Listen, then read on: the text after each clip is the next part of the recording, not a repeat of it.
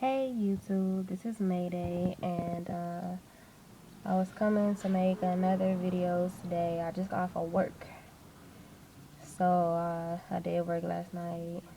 It wasn't that hard or nothing or anything stressful. So ain't nothing gonna make me stressful anyway, cause I really don't care as long as we hurry up and get it done with. So that part don't bother me.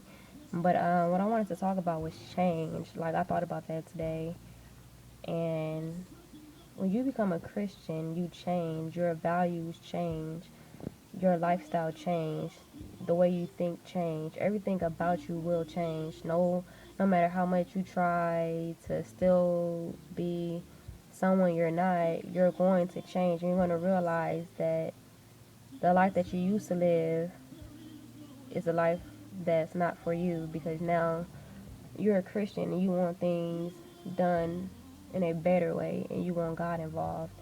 So my thing is about change, and I notice once you change or whatnot, people start changing also. You start to see who they really are and what they really want from you or whatnot. And one thing that I have noticed is that like people always bring up stuff that they know that I don't like, and it kind of irks me because it's here I am growing as a Christian, a child, and in this new life or whatever, I'm growing, and it's always somebody there. It's always try to put you down or whatnot.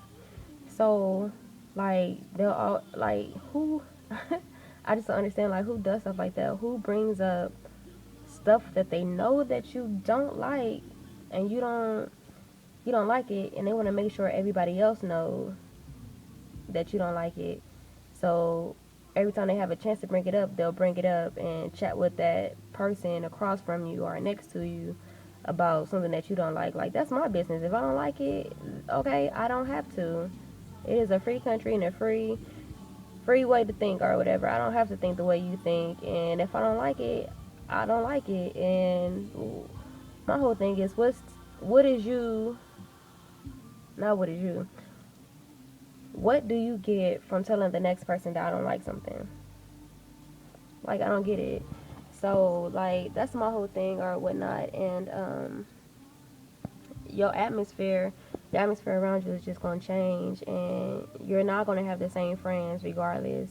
You may have, like, a couple because they respect your values and they respect the way you're going. And also, they look at you as an example of where they want to be and how they want to change or whatnot. So you have good change and you have change that is necessary. The necessary change is changing the people that you're around, changing the people that you're around, and changing your attitude and the way you think about life or whatnot. Because the way you think about life right now as a new Christian, as a newbie believer, a baby, you know what I'm saying? Your values and the way you think, it changes from the way you used to.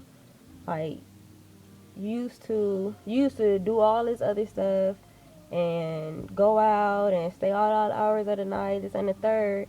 But now that you're a new Christian, your values have changed. Now you want to read the word more. Now you want to be the first one at church. Now you want to fellowship with others. Now you want to be involved in church. You want to get the word in you. You know what I'm saying? So like that's the way change come, and it's always gonna be people that's gonna try to down your change, and that's one thing I don't like or whatever. Is because here I am minding my own business. I'm changing for the better, and here you are, you trying to you trying to make me the old person I used to be and get mad about little stuff that I would get mad about, but now I don't because I am changing. You see what I'm saying?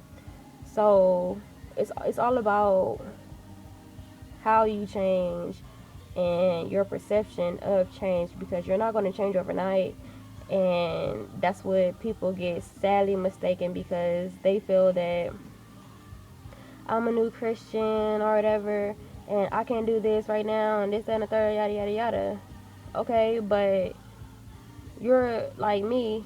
I'm not gonna speak for nobody else, but like for myself, I know like I'm not no new Christian, but I have been a backslider or whatever. And my whole thing is, I would say I'm not gonna do this no more.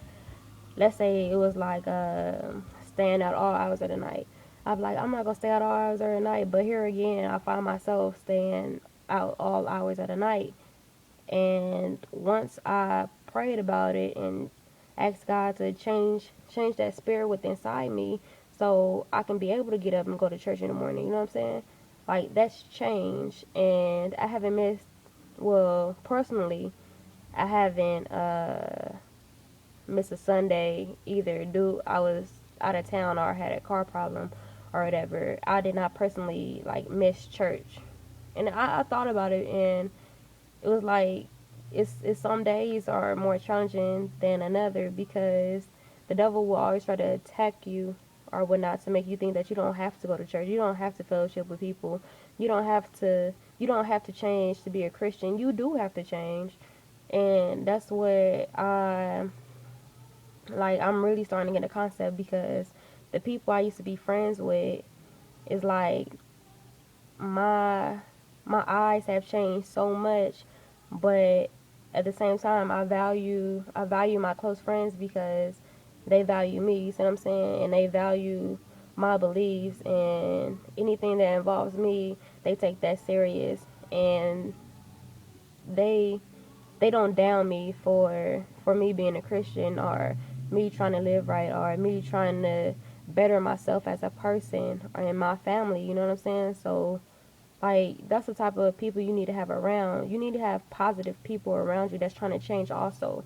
If people are not trying to change around you, then they're going to constantly bring you down. That's just like the saying of the, how does it say, bucket of crabs. Like if one try to get to the top, they always gonna have that one crab that pull them down or whatever. That's the way people are. People who don't like change, that's what they do. They bring you down so you don't change and you stay the way you were, and you want to be something better. So, ooh, my car light going out. That's how you know I've been in the car too long. But that's my whole thing. Is like change is not bad. Change is a good thing, especially when you changing with God and you have God on your side and you changing. Like, who would not want to change? You know what I'm saying? So, like, my whole thing is like change your values, change your thoughts, change your perception of people, because the people you used to hang around is not always going to be the people that you hang around after you change your values and the way you think and this and the third or whatnot. But it's all on how you change, because you're not going to change overnight. You're not going to change in 2 days. You're not going to change in 3 days. It's a process. It's a process or whatever. And you may fall.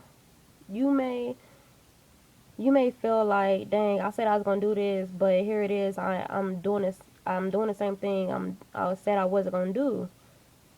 It's okay. Ask God for forgiveness. Ask God to take that spirit away from you. He will take it away. Trust me. He will take it away.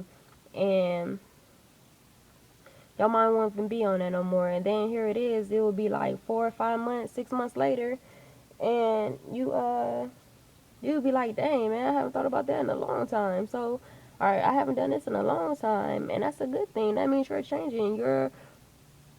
You have progress in you. You know what I'm saying?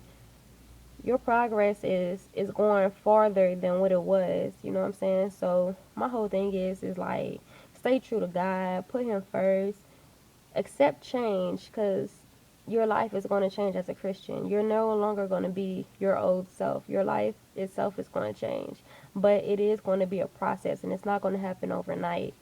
And surround yourself with positive people and people who are trying to go in the same direction you're trying to go.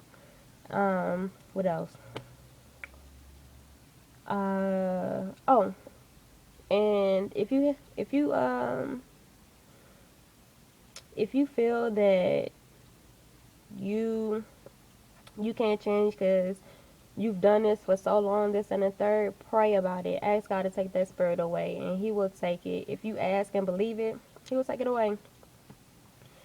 And another thing I wanted to say was I'm going to church today because I got prayer, early morning prayer, and I gotta go look at that schedule because I think it's like at 8 or 8:30 or whatever. But like right now, I think it's just about 7.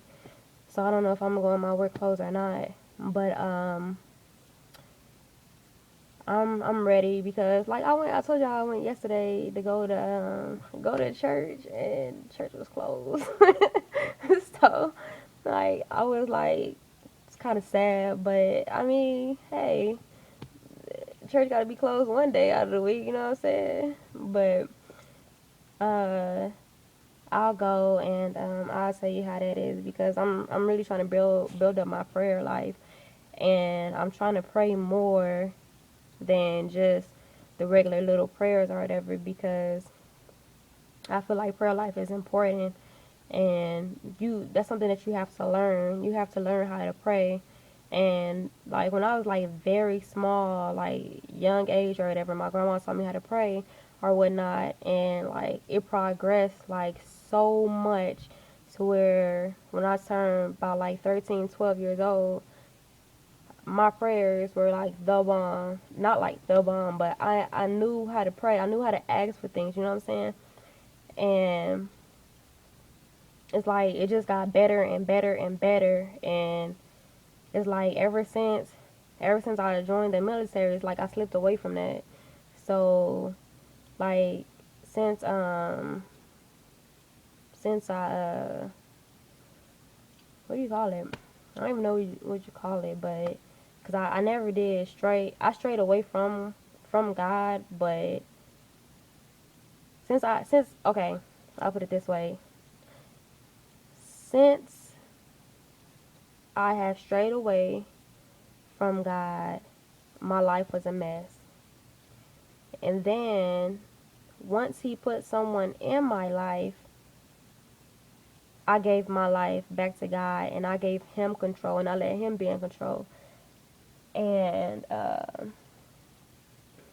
the more and more love that He showed me, is like the more I wanted to get closer to Him and understand who He is and what He wants from me as a person or whatever, and what He wants spiritually from me or whatever. So I after I got baptized, well, it was even before I got baptized. After I joined my church, yeah.